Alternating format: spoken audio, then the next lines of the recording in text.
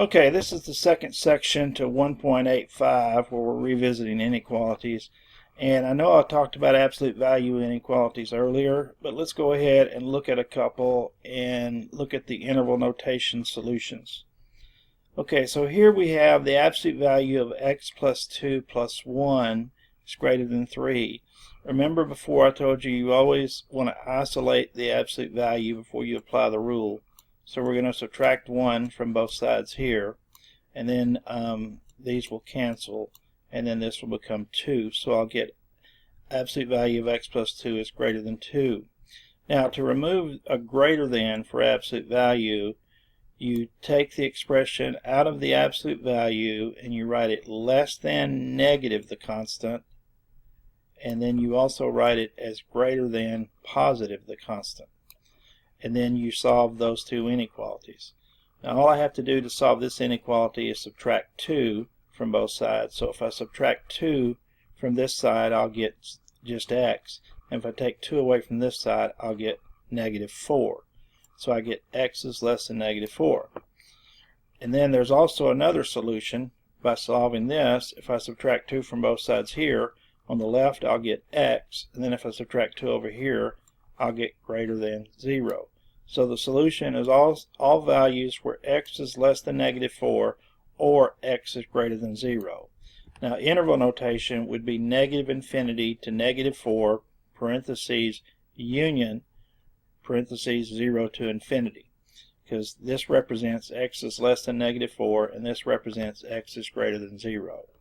Now I decided to go ahead and show you the graph of these on the number line. So the red is the number line, and then the blue is the shaded region. So notice here that I've got everything to the left of negative 4 shaded, and I've got everything to the right of 0 shaded, and that represents the solution. So the blue area represents the actual solution to number 1.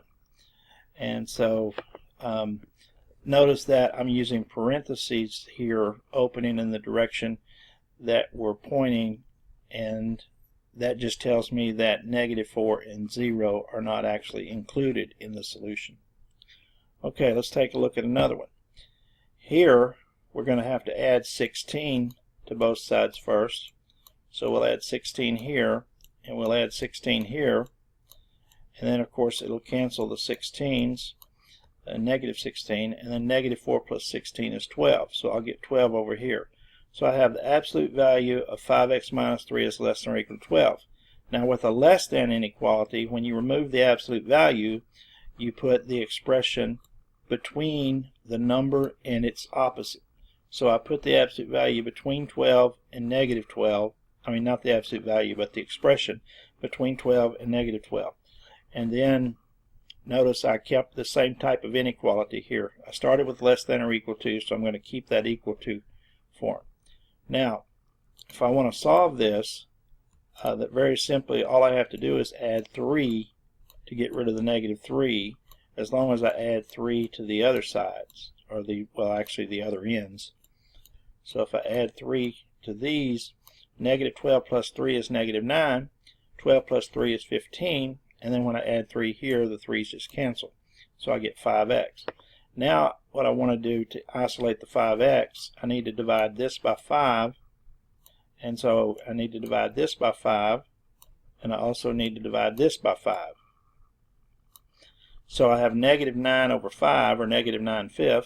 In the middle I just have x, and then over here I have 3.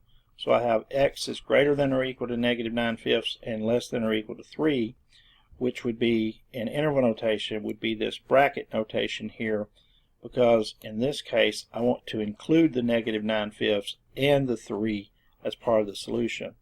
Graphically it would look something like this, where the red is the number line, and then the stuff in the middle, the blue, is actually the shaded region that we're talking about. And technically I didn't change these. Let me change these to blue.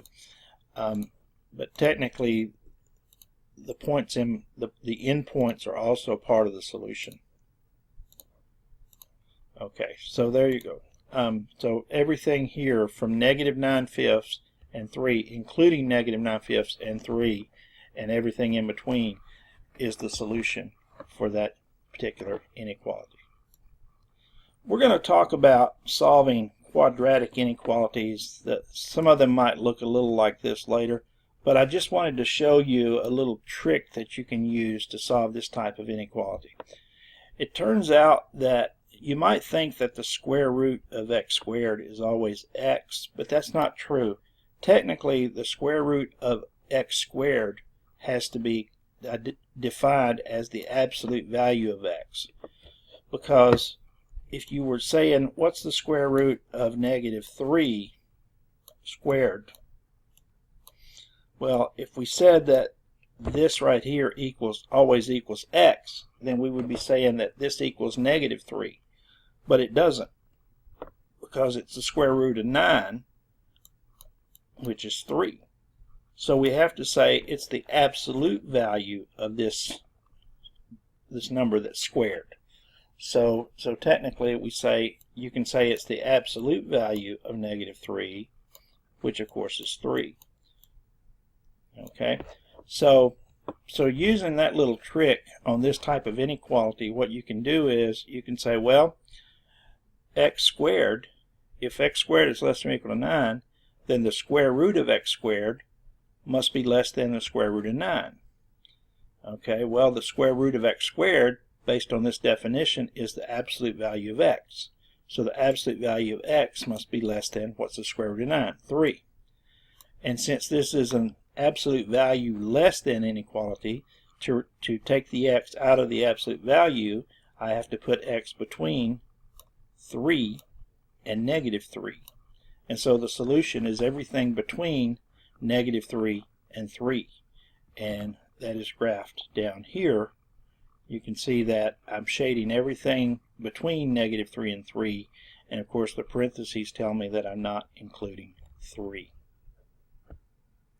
And that's the end of 1.85. And the next section is 1.9, where we're going to go into solving quadratic and rational inequalities.